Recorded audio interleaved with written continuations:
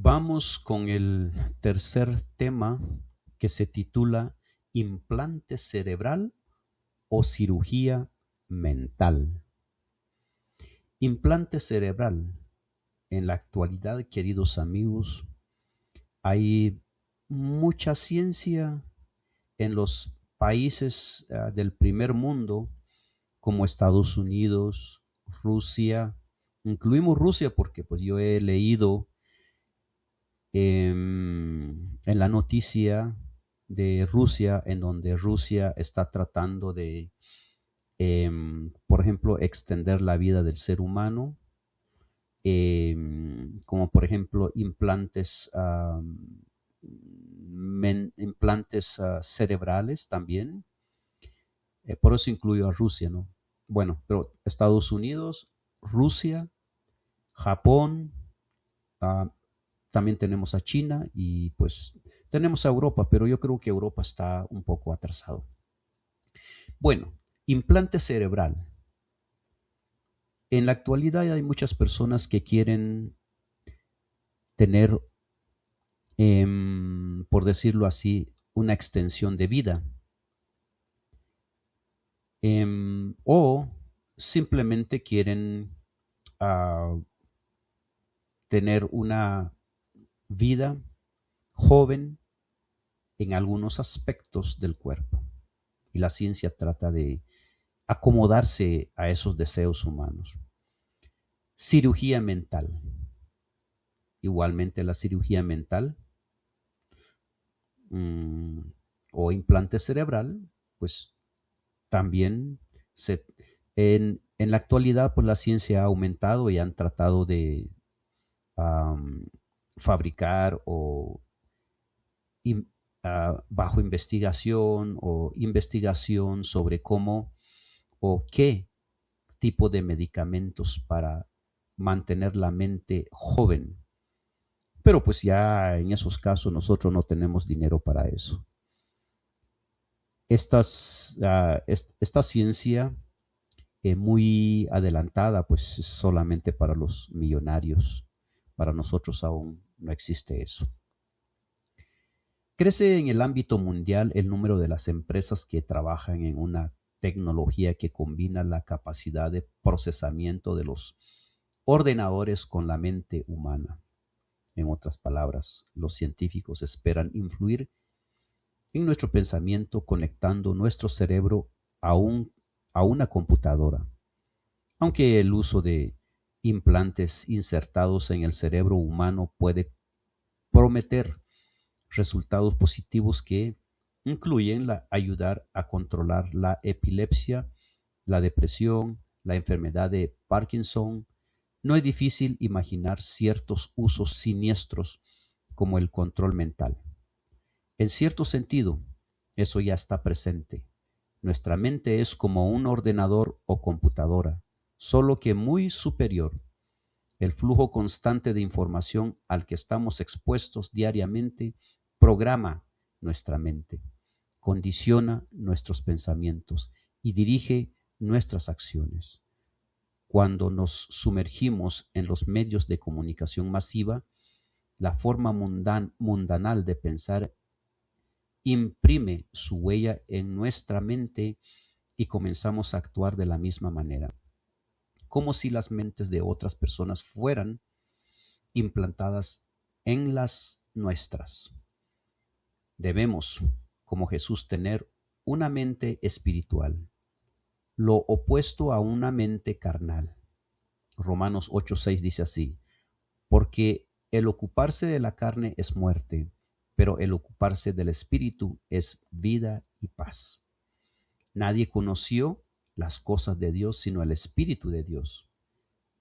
Leamos segunda de Corintios 2:11 al 12 que dice así, porque ¿quién de los hombres sabe las cosas del hombre sino el espíritu del hombre que está en él? Así tampoco nadie conoció las cosas de Dios sino el Espíritu de Dios. Y nosotros no hemos recibido el espíritu del mundo, sino el Espíritu que proviene de Dios, para que sepamos lo que Dios nos ha concedido. ¿Quién es nuestro maestro? ¿Y qué estamos aprendiendo de estos estudios que estamos realizando constantemente? ¿Qué es lo que aprendemos? Es cierto, nadie tiene la respuesta. Es cierto, tal vez algunos de ustedes critiquen y digan, bueno, nomás lee los textos y no explica. Pero realmente el que da un consejo, el que da una idea, el predicador, el pastor, el misionero, el evangelista, etcétera, sinceramente no tiene la responsabilidad de convencerlos a ustedes. El convencimiento viene del Espíritu Santo. Al mismo tiempo, también ciencia del conocimiento de la palabra. El pastor no tiene la capacidad de enseñarles a ustedes a fondo lo que es la palabra de Dios. Cada quien tiene que instruirse, cada quien tiene que leer, cada quien tiene que tratar la manera de conectarse con el Padre y el Hijo, estar conectado con el Espíritu Santo para que haya un impacto de la palabra de Dios en cada uno de ustedes. Eso es algo individual, no es colectivo, es individual.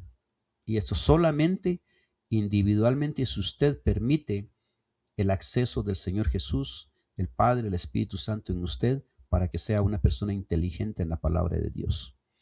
¿Qué quiere decir esto? Eso quiere decir de que lo que usted escuche de un pastor no va a estar claro, no va a tener toda la respuesta. Cuando se lee un versículo no va a estar a, a su disposición toda la información, pero usted con la ayuda del Espíritu Santo, la ayuda del Padre y el Hijo, usted puede entender más que un pastor, más que un misionero, incluso tener una respuesta mejor, incluso mejor en todos los aspectos. Pero eso depende de la conexión individual que tenemos las personas. ¿Qué significa tener la mente de Cristo? Porque esto está en Filipenses 2.5. Filipenses 2.5 dice, haya pues en vosotros este sentir que hubo también en Cristo Jesús. En última instancia podemos cambiar nuestra manera de pensar, pero no nuestro corazón. Solo Dios puede hacerlo. El Espíritu Santo tiene que operar nuestro corazón mediante la espada del Espíritu. Según Efesios 6:17 dice, y tomad el yelmo de la salvación y la espada del Espíritu, y la espada del Espíritu, que es la palabra de Dios, que es la palabra de Dios. La palabra viva, eficaz de Dios, que penetra hasta partir el alma y el espíritu, las coyunturas y los tuétanos, y discierne los pensamientos y las intenciones del corazón. Esto se encuentra en Hebreos 4:12. Vuelvo a repetir, Hebreos 4:12 dice, porque la palabra de Dios es viva y eficaz, y más cortante que toda espada de dos filos, y penetra hasta partir el alma y el espíritu, las coyunturas y los tuétanos, y discierne los pensamientos, y las intenciones del corazón. Solo a través del Espíritu Santo podemos conocernos realmente, puesto nuestro corazón es engañoso por naturaleza a causa de nuestra condición caída. Leamos Jeremías 17:9 que dice así, engañoso es el corazón más que todas las cosas. Engañoso es el corazón más que todas las cosas y perverso. ¿Quién lo conocerá? ¿Quién lo conocerá? La palabra hebrea traducida como engañoso, Jacob, se refiere a un terreno accidentado que hace tropezar. Por extensión, significa tener pensamientos tortuosos, retorcidos. Debemos ser transformados mediante la renovación de nuestra mente para que podamos comprobar cuál es la buena voluntad de Dios, agradable y perfecta. Y esto se encuentra en Romanos 12:2, lo vuelvo a repetir. Romanos 12:2 dice, no os conforméis a este siglo, sino transformaos por medio de la renovación de nuestro entendimiento, por medio de la renovación de nuestro entendimiento, para que comprobéis cuál sea la buena voluntad de Dios, agradable y perfecta. Aquí nos está hablando el apóstol, ni el Espíritu, ni el Señor Jesús, ni el Padre no está hablando colectivamente, está hablando individualmente. O sea, individualmente cada quien tiene que renovar su entendimiento a través del Espíritu Santo, del Hijo, del Padre. Se tiene que renovar para entender más. Usted va a tener, si usted renova el entendimiento, estando en oración constantemente y ayuno, usted va a entender más que un pastor, que un misionero. Usted va a tener una buena respuesta y no va a esperar una respuesta, no va a esperar la interpretación de un versículo correctamente, ampliamente, como lo describe cualquier persona que lo escucha, cualquier predicador o incluso este canal. Somos laicos aquí, yo no soy pastor, no soy nada, yo simplemente comparto con ustedes la palabra de Dios. Yo no puedo ampliarles a ustedes un versículo, sino yo cito el versículo y ya luego ustedes se encargan. Si les gustó, se van a encargar de sacar provecho de ese versículo citado, y a ustedes forman una idea perfecta o una idea divina en donde ustedes les va a servir para predicar o dar respuestas a cualquier persona que tiene necesidad de una respuesta.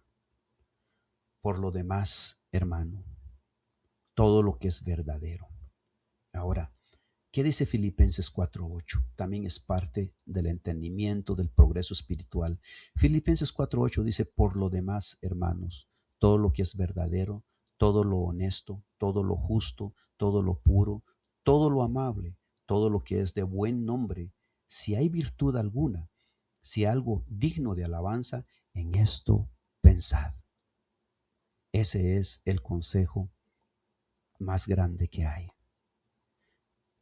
Vamos a leer el comentario corto que dice así: aún los pensamientos deben ser puestos en sujeción a la voluntad de Dios y los sentimientos bajo el control de la razón y la religión. No nos fue dada nuestra imaginación para que la permitamos correr a rienda suelta, a salirse con la suya sin ningún esfuerzo, para restringirla y disciplinarla. Si los pensamientos son malos, los sentimientos serán malos. Si los pensamientos y sentimientos combinados forman el carácter moral.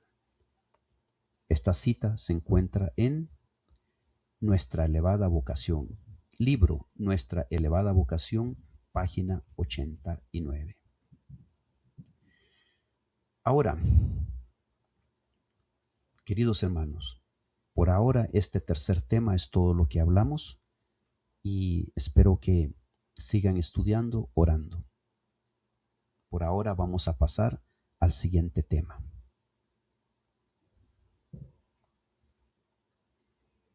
La mente de Cristo. El famoso boxeador Mohamed Ali dijo en cierta ocasión: voy a regresar otra vez. El título de esta corta reflexión, esta lección, este pequeño estudio es La mente de Cristo. La mente de Cristo.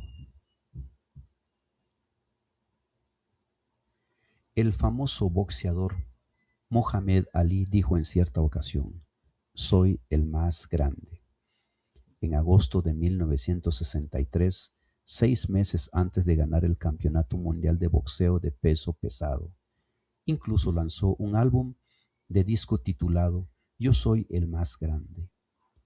Era sin duda un gran atleta, pero no un ejemplo a seguir para quien aspira a tener la mente de Cristo. Por el contrario, Jesús era perfectamente impecable, aunque fue tentado en todo según nuestra semejanza, según Hebreos 4:15. Nunca pecó, ni siquiera por un pensamiento. Sin embargo, Hebreos 5:8 indica que aunque era el Hijo, por lo que padeció, aprendió la obediencia, la sumisión de Jesús a la voluntad del Padre fue siempre perfecta. Nunca hubo un momento en que rehusara someterse, aunque sin duda muchas veces no le resultó fácil. Filipenses 2, 5 al 8 dice así: haya pues en vosotros este sentir que hubo también en Cristo Jesús, el cual siendo en forma de Dios, no estimó el ser igual a Dios como cosa que aferrarse, sino que se despojó a sí mismo, tomando forma de siervo, hecho semejante a los hombres, y estando en la condición de hombre, se humilló y a sí mismo haciéndose obediente hasta la muerte y muerte a cruz. El texto más poderoso y hermoso de las escrituras, según algunos, ¿no? Lo que acaba de leer. Pregunta, ¿qué dice Pablo aquí? ¿Qué implica en estas palabras? ¿Cómo podemos aplicar a nuestra vida el principio de que se expresa aquí? Jesús, quien es igual a los otros dos miembros de la deidad, en la naturaleza, no solo estuvo dispuesto a hacerse humano, sino también se hizo siervo o esclavo, doulos, y luego se ofreció como sacrificio por nuestro pecado. En otro lugar, Pablo dice que se hizo maldición por nosotros, y eso está en Gálatas 3:13. Gálatas 3:13 dice así: Cristo nos redimió de la maldición de la ley, hecho por nosotros maldición, porque está escrito: maldito todo el que es colgado en un madero. Dios, nuestro Creador, murió en la cruz para ser también nuestro Redentor, y para ello tuvo que convertirse en maldición por nosotros. Pregunta, ¿cómo podemos entender lo que esto significa? Más aún, ¿cómo podemos tener la misma disposición a humillarnos y a sacrificarnos por el bien de los demás? En otro lugar Jesús dijo: el mayor entre ustedes sea su servidor, porque el que se ensalza será humillado, y el que se humilla será ensalzado. Esto se encuentra en Mateo 23, 11, 12. Esto refleja en muchos sentidos lo que Pablo insta a los creyentes a hacer en Filipenses 2, 5 al 8. Dice así: haya pues en vosotros este sentir que hubo también en Cristo Jesús, el cual siendo en forma de Dios, no estimó el ser igual a Dios como cosa a que aferrarse, sino que se despojó a sí mismo, tomando forma de siervo, hecho semejante a los hombres, y estando en la condición de hombre, se humilló a sí mismo, haciéndose obediente hasta la muerte y muerte de cruz. Esto refleja en muchos sentidos los que Pablo insta a los creyentes a hacer en Filipos. En términos más gráficos y contundentes, Pablo estaba repitiendo aquí lo que había dicho antes acerca de no hacer nada por rivalidad o vanagloria. No sé si se acuerdan de ese texto que leímos en Filipenses 2:3, que dice así: nada hagáis por contienda o por vanagloria, antes bien con humildad, estimando cada uno a los demás como superiores a él mismo.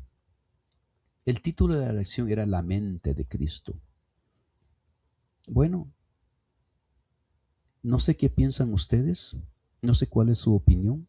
¿Qué tan difícil es para usted llevar la cruz de Cristo, llevar la sencillez, la humildad, la comprensión, el amor sobre todo, ¿no? El sacrificio, el pensamiento hacia la humanidad, pensar en la humanidad, pensar en tu prójimo, pensar en tu vecino, pensar en tu hermano, en tu hermana, en tu familia, tus papás, tu mamá, en vez de pensar en ti. ¿Cómo debemos responder a lo que Cristo hizo por nosotros, según Filipenses 2, 5 al 8? No sé si se acuerdan lo que dice a Filipenses 2:5 al 8, sino yo repito, dice así: haya pues en vosotros este sentir que hubo también en Cristo Jesús, el cual, siendo en forma de Dios, no estimó el ser igual a Dios como cosa a quien aferrarse, sino que se despojó a sí mismo, tomando forma de siervo, hecho semejante a los hombres, y estando en la condición de hombres, se humilló a sí mismo, haciéndose obediente hasta la muerte y muerte a cruz. ¿Existe alguna respuesta verdaderamente digna de su sacrificio más allá de postrarnos y adorarlo? ¿Por qué resulta tan equivocado pensar que nuestras buenas obras pueden añadir algo a lo que Cristo ya realizó por nosotros? O sea, muchas personas pensamos que haciendo el bien, ayudando al prójimo, haciendo esto, haciendo el otro, que acá, que aquí, que dando dinero, haciendo tantas cosas, proyectos, pensamos que con eso alcanzamos la vida eterna. Cuando no es así.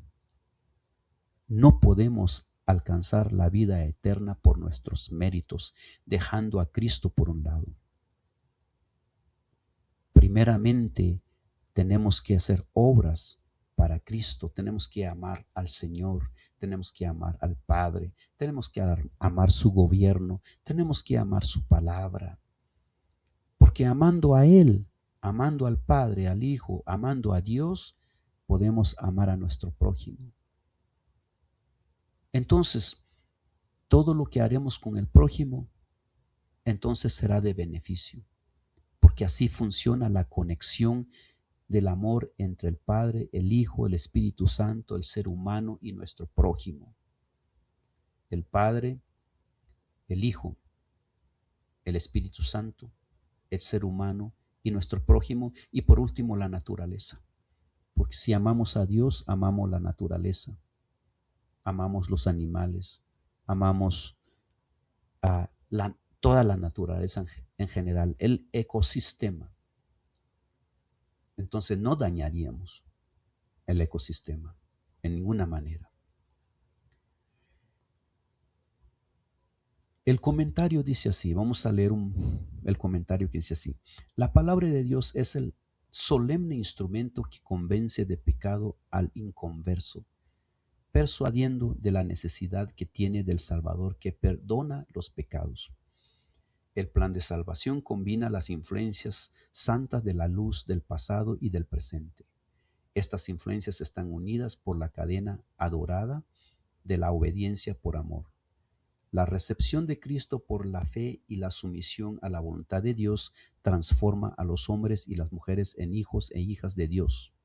Mediante el poder que únicamente el Salvador puede darles, son conceptos como miembros de la familia real, herederos de Dios y coherederos con Cristo. Amar a Dios de todo corazón y ser participantes de la humillación y los sufrimientos de Cristo significa más de lo que muchos comprenden. La expiación de Cristo es la gran verdad central alrededor de la cual se agrupan todas las demás verdades pertinentes a la gran obra de la redención. La mente del hombre debe fundirse en la mente de Cristo.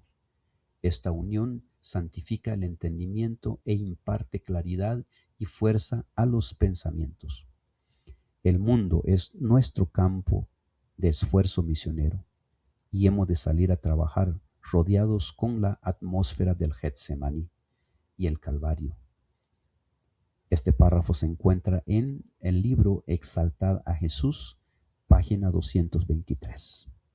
Queridos amigos, fue un placer terminar este tema con ustedes, que por cierto es el cuarto tema. Cuídense mucho. Ahí seguiremos. Gracias.